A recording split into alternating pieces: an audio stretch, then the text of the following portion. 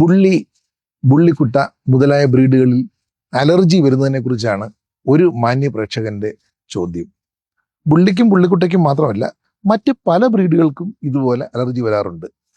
Latest ആയിട്ടുള്ള നമ്മൾ കൊറോണയ്ക്ക് ശേഷം എമർജ് ചെയ്ത ബ്രീഡുകളാണ് ബീഗിൾ, ഷിഡ്സു, അതൊക്കെ. അപ്പോൾ ബീഗിളിനും ഷിഡ്സുവിനും ഒക്കെ ഈ ജന്മനാ ഉള്ള അലർജി വളരെ കോമൺ ആണ്. കഴുത്തിൻ്റെ അടിവശത്ത് ചുവപ്പ് നിറം, നെഞ്ചിൽ ചെറിയ ചുവപ്പ് നിറം, പാദങ്ങളിൽ വിരലുകളുടെ ഇടയ്ക്കെല്ലാം ചുവപ്പ് നിറം, അതെപ്പോഴും നക്കിക്കൊണ്ടും ചൊറിഞ്ഞുകൊണ്ടും ഇരിക്കും. ബീഗിളിനും ഇതുപോലെ തന്നെയാണ്.